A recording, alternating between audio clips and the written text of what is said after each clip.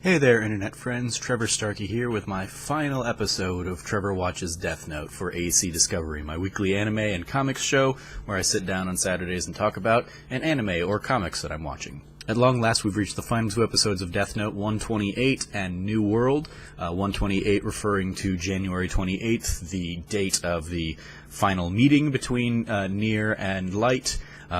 So this episode opens up kind of kicking off with the aftermath of Kiwami's death, with people in the public fighting over who should become the new face of Kira, the new voice of Kira. Meanwhile, Nier and Light continue to kind of agree to their plan as their planned showdown as planned. So Light's team goes and picks up the Death Note that they've hidden away for years. They apparently each had kind of their own pin code, that all pin codes needed to be entered in order to pick up the note, so good thing nobody died in the last 4 years or whatever. Meanwhile, you have Nier's team awaiting them at the warehouse that they've kind of planned to set this whole thing up. So the two teams have their kind of face-to-face showdown, and basically Nier reveals to everybody that what he's expecting to happen is Kira X, who is Teru, is going to show up, maybe peek his head in to see everybody's name, write everybody's name down from outside the door, and try and kill everybody. Except for the person that he knows is Kira, that person's name he won't write in the book. Nier's not too concerned about this, though, because, as we know, he swapped out Teru's notebook, because Teru always went to the gym at the same time, and so they were able to swap out the books. Meanwhile, Light has predicted that Nier would use that clockwork efficiency to his advantage, and basically had Teru swap in a fake notebook before Nier could swap in a fake notebook. He gave Kiwami those 5 pages that we knew of a few episodes back, and the two were writing the same names, but only Kiwami was writing the names to kill people. Teru was writing the names to kind of keep up the illusion that he was the one killing people, so that when Nier went and took his book, they would see the same names. So prior to this meeting, Teru has seemingly swapped back in the real Death Note, and so Light is pretty sure that he's got this in the bag. He's pretty sure that Teru's out there actually writing everybody's names in the Death Note and actually going to kill everybody. And we find out both of these plans thanks to the longest 40 seconds ever, because we as the audience are able to hear both Light and Nier kind of explain their sides of this equation, with like still 20 seconds to spare when Teru walks in and starts like looking at his watch to say, yep, it's been 30 seconds since I last wrote, or since I wrote the first name, 31, 32, and yeah. So of course the episode ends with basically the 40 seconds being up and Light saying, Nier, I win, and then cut to credits. And so we leave, of course, the final episode to reveal if Light actually did win, or if Nier had one extra secret kind of not yet revealed up his sleeve. So rolling right into New World, sure enough, Nier had one more trick up his sleeve.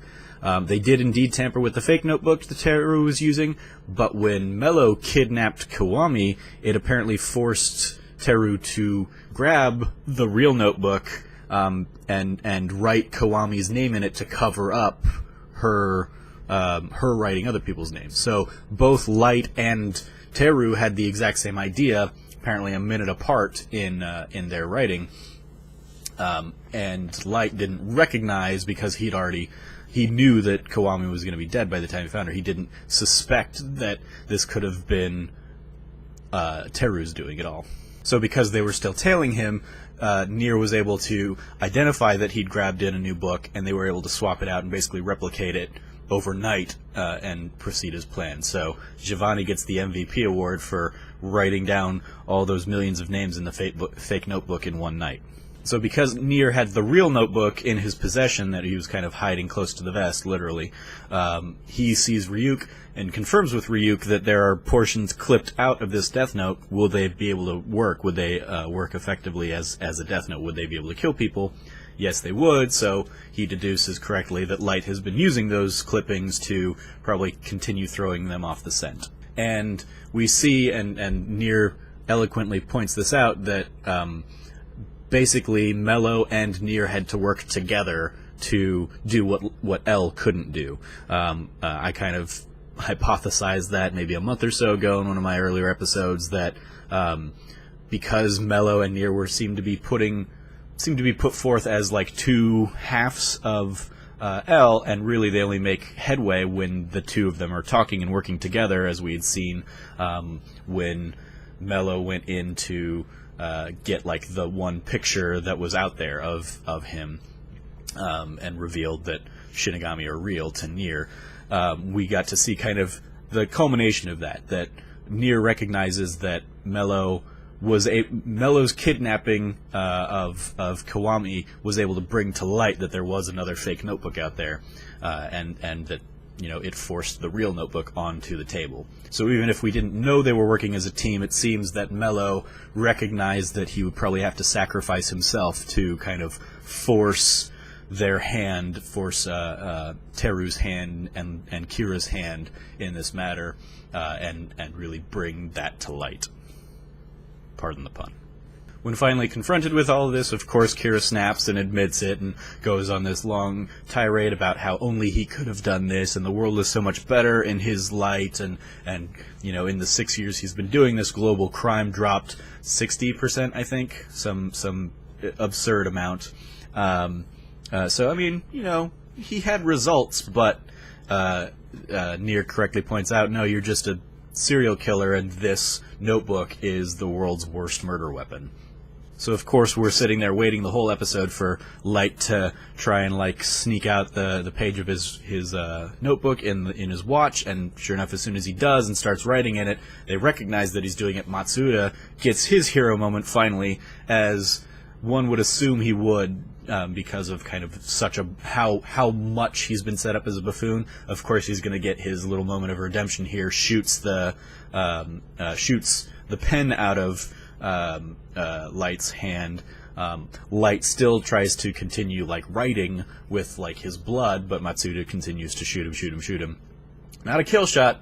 He's pulled away before they can give him a kill shot.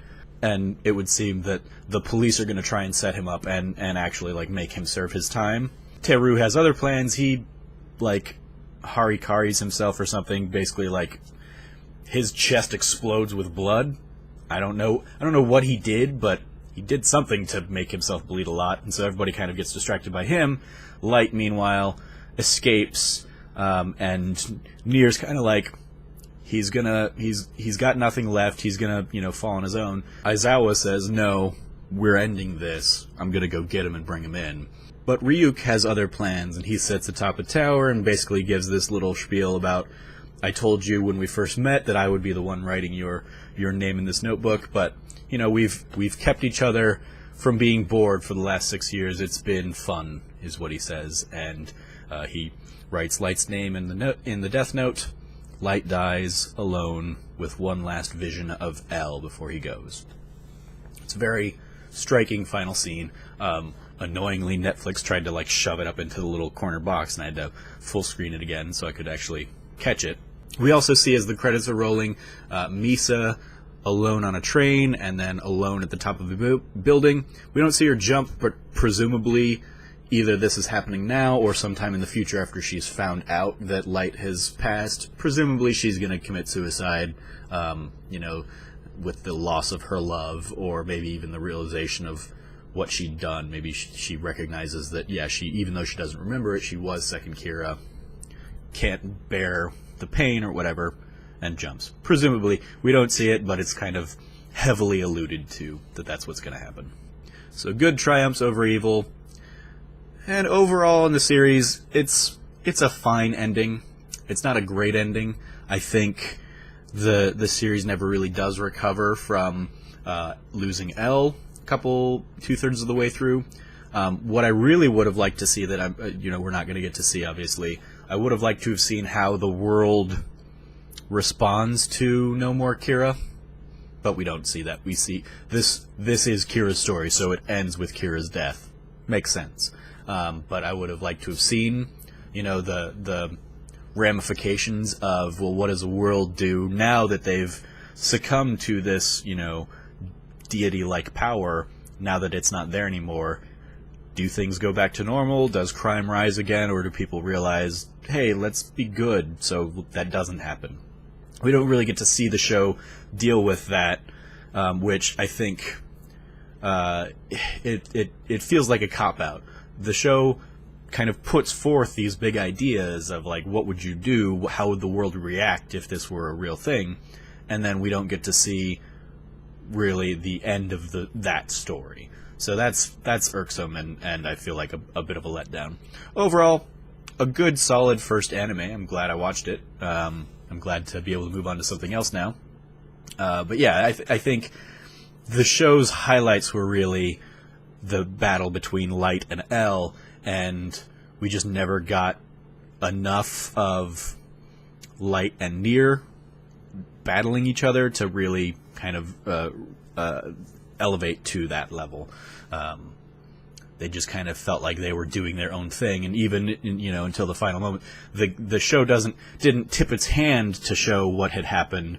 It specifically in the last episode says, "And here's how we got around it."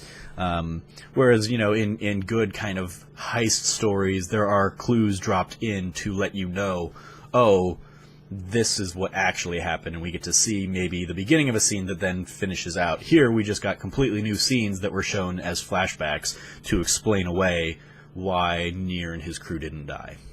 All in all, a good series, but maybe one that ran a little bit too long, wore out its welcome, and really lost a lot of steam after doing away with its main protagonist-antagonist dynamic.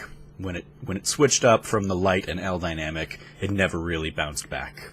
So those are my thoughts on Death Note. Let me know what you think of the series in the comments below. As always, I've been your host, Trevor Starkey from TrevorTrove.com. You can follow me at SnarkyStarkey. Please let me know what I should watch next. I'm, of course, in search of a new anime now. I'm probably going to do comics for a week or two to kind of get back on that side of things, but then I'll be ready to jump back into a new anime. Hopefully something that isn't 37 episodes this time, so I can maybe do a smaller series. Even if it's like a season of something, I can do that in a much more manageable chunk, as opposed to 15 episodes of me talking about Death Note. But it's been a lot of fun. Thanks for tuning in, and as always, from here at the Trove, treasure your friends.